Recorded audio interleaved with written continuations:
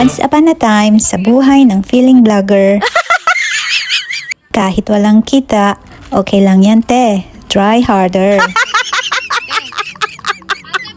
For today's mini vlog, barbecue party ang aming hanas.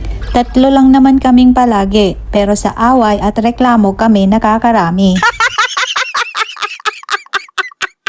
Usapan namin alas 9 ng umaga, pero alas 11 na nung kami nakagala. Buti na lang may naabutan pa kaming mesa, kaya pagdating namin doon nagkanya-kanya na kami ng toka. Ito ang aming bunso at si ate naman, mga iihawin kanyang inaasikaso. Ang tanong kung kailan kaya kami makakapag-ihaw kasi itong gumagawa ng baga hindi pa man din tapos magsayaw-sayaw. Yung dala niyang uling nasa katagalan ayaw nang bumaga. Buti na lang sa kapitbahay meron pa silang extra.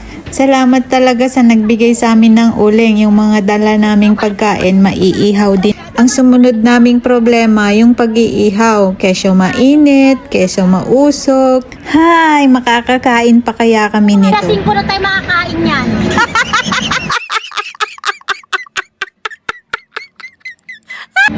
Sakit naman sa mata.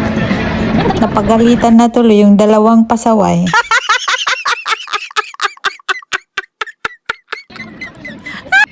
Sabi pa ng isa dyan, okay na yan, nakita na ako sa video, nakita naman na akong nag-iihaw.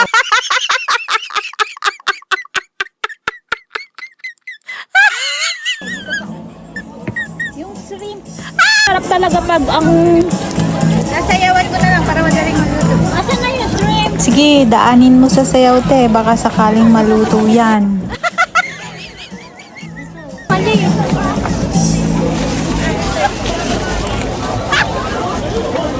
Yan ang nga, pwede na yung talong. Hindi pa nga o dito o. Makakaluto pa kaya kami, puro kami away. Ayaw, ma. In fairness naman, kahit papano, malapit na ding maluto. Maya-maya lang makakakain na kaming 3. Kaya nagtulong-tulong na kami dito. At iwain mo to o. Ilalagay yung ano, yung pasayan. Diyan muna lahat at iayos natin mamaya dun sa... Hindi lang yung inihaw ang nasunog, pati yung nag-iihaw nasunog na din. Ayaw, ma. Tirik yung araw, napakainit. Tapos yung inihaw pa namin, dumikit-dikit. Konting effort na lang, makakakain na rin. Kaya itong mesa, inasikaso na namin.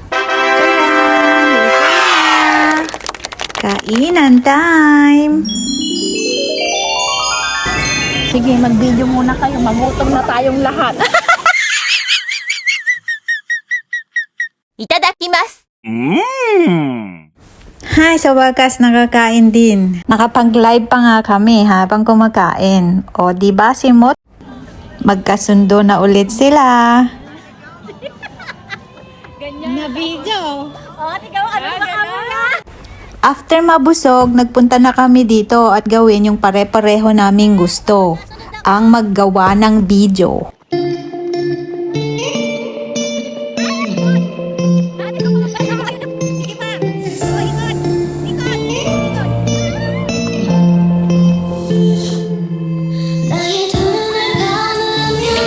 Nakapag-save na kami ng memories together. I'm sure mauulit pa rin naman ito. Kaya sa susunod ulit, thank you for watching. See you next time. Bye!